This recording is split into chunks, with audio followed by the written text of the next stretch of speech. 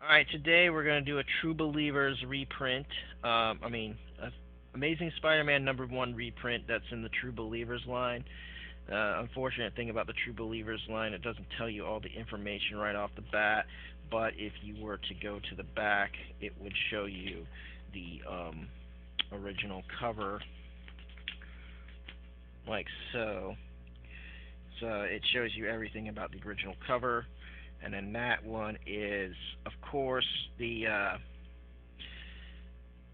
one is, of course, they took some things out of it, but these ones are for $1.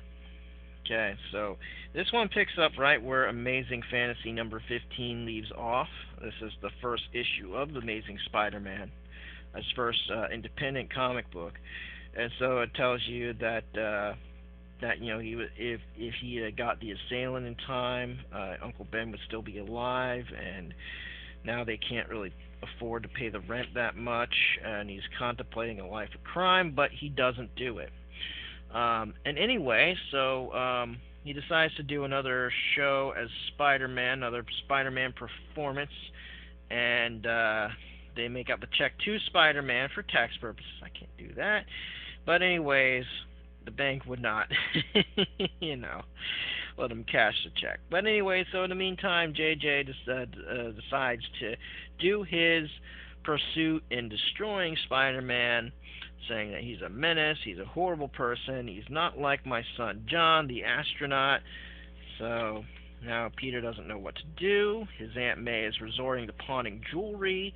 Peter's mad.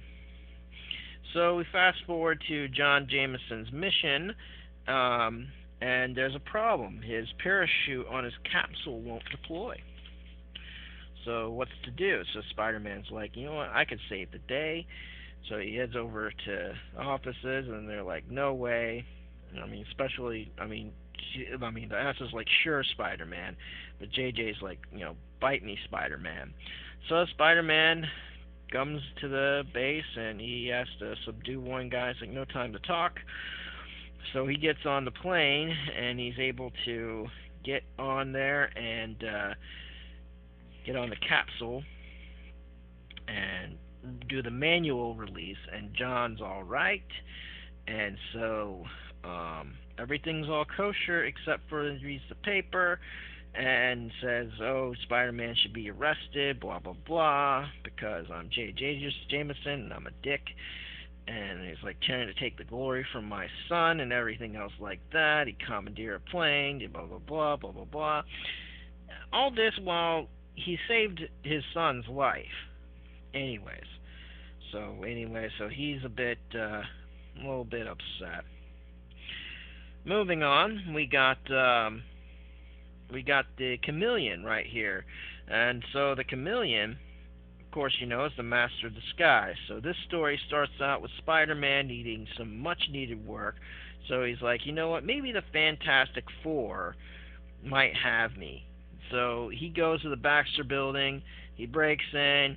He tangles with the Fantastic Four. Makes them look a bit like chumps, a 4-on-1. He comes out on top. It's like, okay, what do you really want here, kid?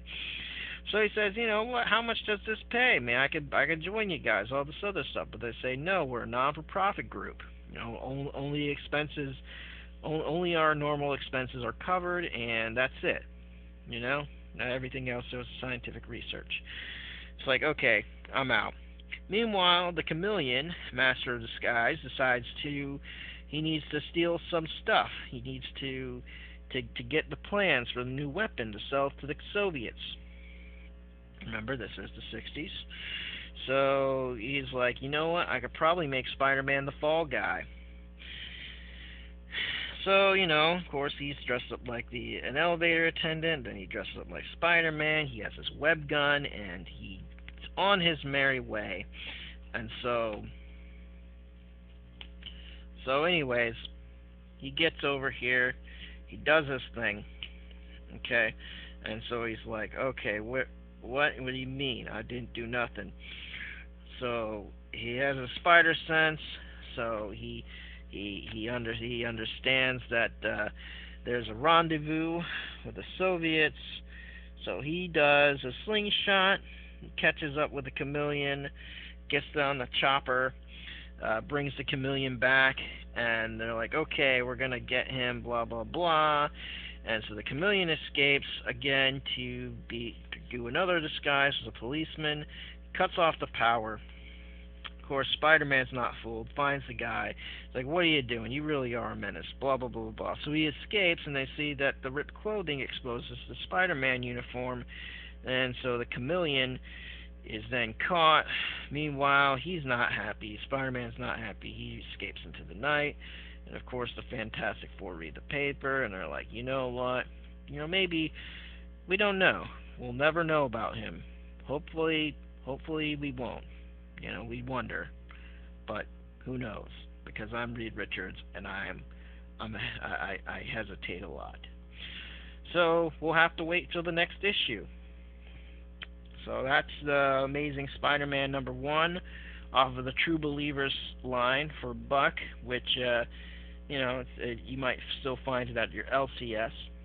Anyways, this has been Brian the Observer. Like, subscribe, hit the bell, check out the links in the descriptions. Comic Wars is live on Indiegogo, and always support the channel through PayPal. Alright guys, see you in the next one. Bye bye.